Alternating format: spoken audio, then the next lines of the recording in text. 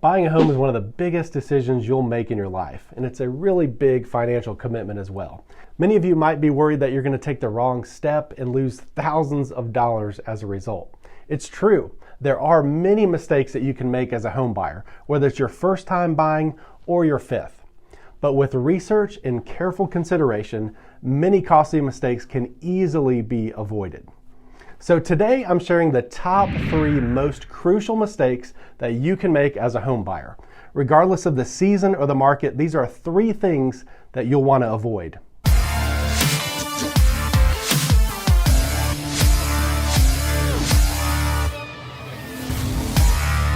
The first mistake that you can make as a home buyer is using your pre-qualification as the only indicator of whether or not you can actually afford a home. Getting pre-qualified is a really crucial step in the home buying process and a helpful indicator of what type of home you can buy. When you work with a lender in your area who understands your local market, your pre-qualification is even more valuable. But it's important to understand that lenders use gross monthly income, or the amount you make per month before taxes and other deductions are taken into account, to determine actually what you qualify for. How do most lenders use your gross monthly income to determine what type of house you can afford? Well, depending on the loan that you're applying for, a lender will take your gross monthly income and multiply it by about 50%. Then they'll subtract any monthly debt payments you have, specifically minimum payments, not your balances, to determine what your monthly payment you can qualify for. So this monthly payment is a really good starting point. However, it's important to consider a few more factors, such as net income, which is your take-home pay after taxes and other deductions, and your personal budget when you determine what you can actually afford. Homebuyers that use pre-qualification as their only indicator of what they can afford find themselves in a home that they really can't actually afford. So my advice, budget about 25% of your take-home pay when considering a home purchase. And be sure to discuss your budget with your lender during the pre-qualification process. The second mistake I see home buyers making is saving only for down payment. When preparing you for upfront costs associated with your home purchase, most agents will tell you to plan on just a couple things: the down payment, closing costs, an inspection, and some minor home repairs. This really isn't bad advice. Of course, you need to be prepared for your down payment. For instance, FHA, this will be about 3.5% of the purchase price.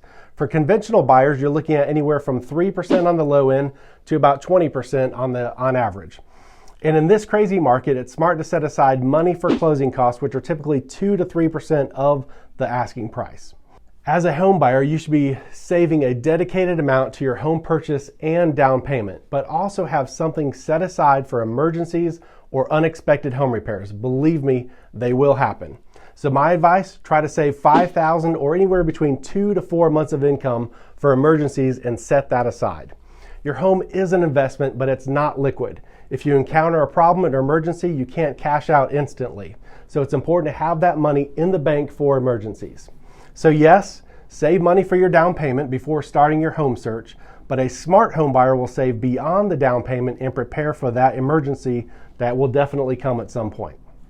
The third mistake I often see home buyers making is failing to have an established home buying timeline. So here's a sample home buying timeline that you might want to consider. So once you decide, yes, I am going to buy a house, you need to get pre-approved. That typically will take about 1 to 2 weeks for you to shop and get the best lender that fits your needs. Once you get pre-approved, you begin to start looking at houses. The length of this phase varies based on exactly what you're looking for, how picky you are, but my advice is really to set aside about 2 months for what I call the home showing phase. So once you find that perfect home, you go under contract. This phase lasts for about a month as your agent walks through all the inspections, negotiations, and all those tasks that line up before closing.